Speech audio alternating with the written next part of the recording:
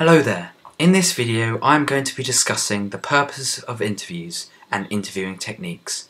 This will include why interviews are made and what methods the interviewer will use to get the maximum information out of the interviewee. I will be showing and using several different interviews as case studies from which I will pull and show examples from. One will be from a television programme, The Jonathan Ross Show, one from the Times magazine, and one from a radio show. Lastly, I will show what the similarities and differences are in the different styles or contexts. First things first, what is the purpose of interviews? Well, there are many reasons as to why an interview may be conducted. It could be to obtain comments and opinions from people about a particular event, or it could be done to allow an audience insight into a situation. They could also be created for people to justify certain actions, or to just simply express information. But how do we consume interviews? Nowadays, the main way that people make and consume interviews is through television, through programs like Alan Carr, Chatty Man and the ITV News.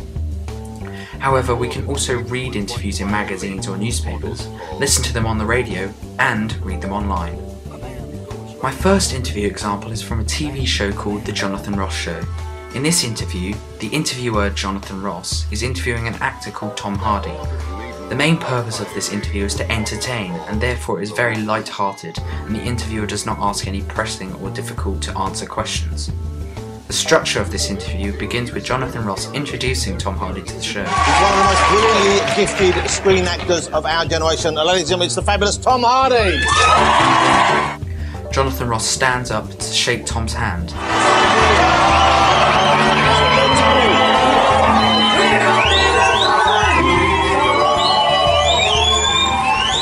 This body language builds Tom's confidence on the show and makes him feel more relaxed and comfortable answering the questions given to him.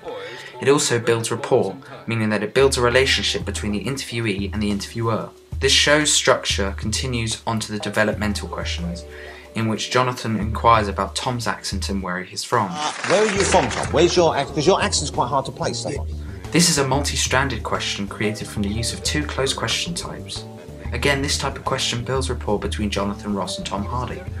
Jonathan then continues with the developmental questions, this time asking about Tom's acting career and his acting techniques. Most of the questions that Jonathan Ross asks are multiple-stranded questions, such as... you enjoying the World Cup? Are you watching the football? Are you a football fan?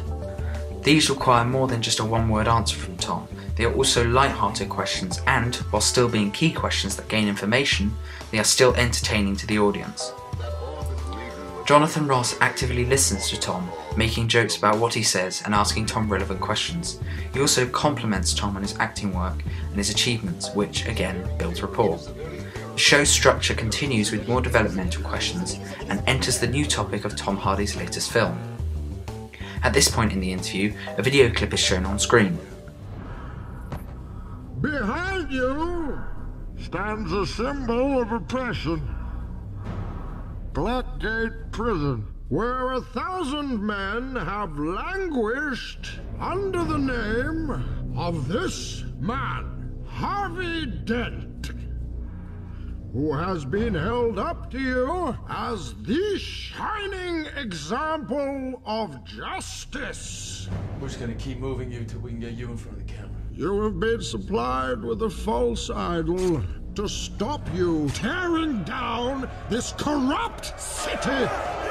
Let me tell you the truth about Harvey Dent from the words of Gotham's police commissioner, James Gordon. This video clip is called a soundbite and is basically just a snippet of the action. This soundbite is a clip from Tom's latest film. Jonathan Ross continues to ask developmental questions, asking the occasional closed question. And you don't drink now? No. Finally, Jonathan then begins to summarise and wind up the interview, thanking Tom for coming onto the show and wishing him good luck in the rest of his acting career. He then gets up to shake Tom Hardy's hand once again and then sees him out of the studio. My second interview example is from the Times magazine and is a print interview. In this discussion, Robert Downey Jr. is questioned about his drug use and his life after rehab and prison. The interview does not appear to be in chronological order, and thus the only introduction is a short description of Downey Jr. and how he and the interviewer met. Other than this introduction at the beginning, there is not any real structure to the interview.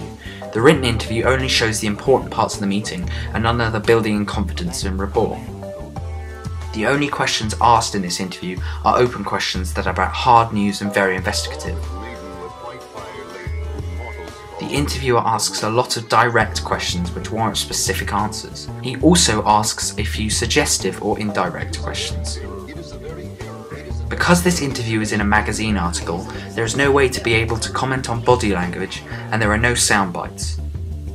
I'm going to assume that during the editing process of this interview, the interviewer decided it would be best to only have the answers to the developmental questions in the final version. The interviewer is able to gather information and obtain comments from Downey Jr. about his life after rehab and prison.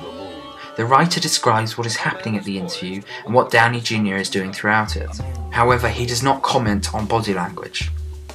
The interview goes on to talk about Downey Jr.'s latest films, Sherlock Holmes: A Game of Shadows and the upcoming Iron Man 3. Again, all of the questions that the interviewer asks are very open so as to be able to get as much from Downey Jr. as possible. The interview ends with a mashup of quotes from other people praising Downey Jr. for his work, and the writer of the article then compliments him and saying how it was such a pleasure to meet him finally in person. My third and final interview example is from the Absolute Radio Saturday morning show. In this interview, the interviewer, Frank Skinner, talks to comedian Sean Lock about his upcoming tour, Lockopedia. This interview is very light-hearted and, similar to the first example, was made for the purposes of entertainment.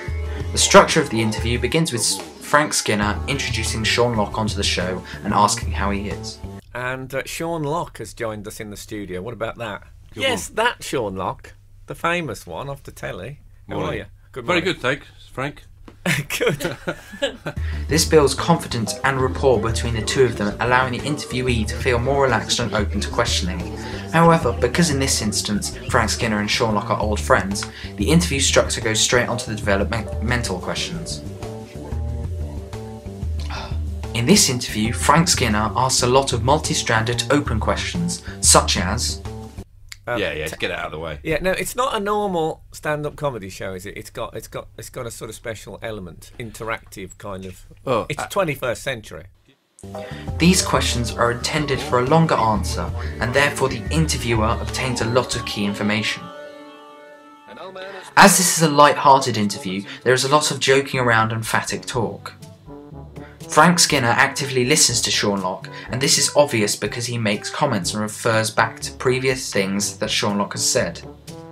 Throughout the interview, Frank Skinner asks a variety of open and closed questions, both multi-stranded and single-stranded. These questions, again, warrant longer answers, which allow the interviewer and audience to gain information. The structure of the interview continues with the developmental questions, and Frank Skinner occasionally compliments Sean Lock. You are a genius! These compliments make the interviewee feel more relaxed and comfortable in the interview, and also get them to talk more to the interviewer. The structure of the interview ends with a wind-up of the interview, finishing it off, in which Frank Skinner thanks Sean Lock for coming onto the show, and he encourages people to go and see his tour. He also continues to compliment Sean Lock by saying that he is a wonderful comedian. And there we have it, 3 different forms of interviews, all which use different techniques. I hope that you have found this video informative. Thank you for watching. Finn.